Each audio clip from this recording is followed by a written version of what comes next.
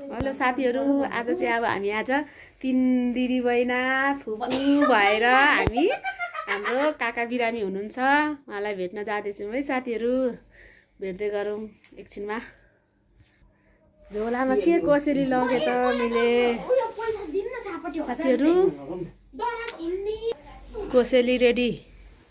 कस्तो ब्लोर आएको के रेडी गर्नुभएको निनी? यो बिरामीलाई लगिदिने।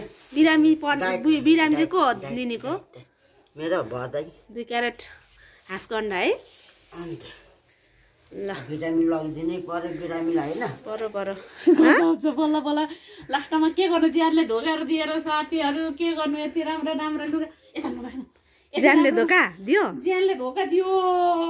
म कसरी घट्नु? यता दिनु न, हाम्रो ज्यान ठिक छ त।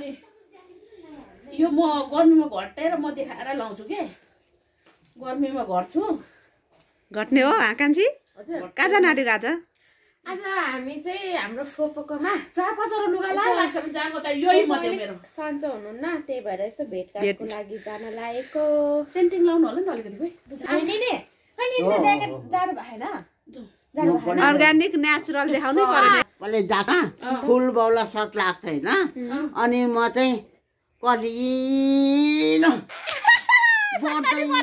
गरेको 70 वर्षको कलि मुना 70 वर्ष चाहिँ नभनौँ 70 दिनको छ के। अनि मलाई जाडै भएको छैन।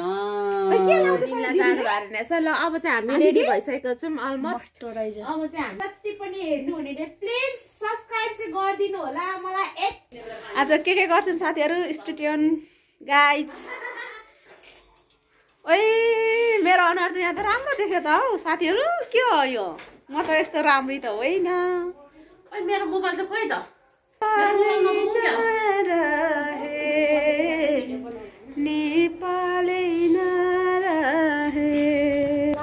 रेडी पोजमा होइन सबैजना। मेरो चाहिँ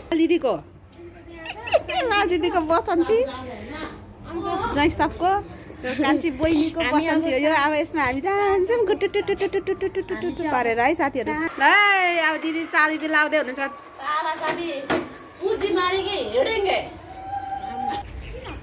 सामान बोकेर जानु साथीहरू, गाह्रो भयो। यो अन्डा आउँदैन। पोर क्या यो ठाडो गर्दा हुन्छ त कान्छी? अब टक्कसँगले यसरी लाउनुपर्छ यसलाई चाहिँ। के गर्नु यहाँ कस्तो दुख्छ अनि यसरी गरेर।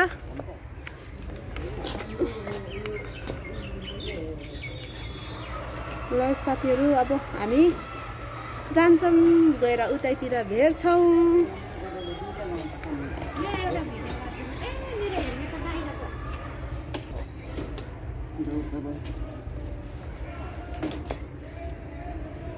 मेरो हेलमेट चाहिँ उता छ है। कहाँ?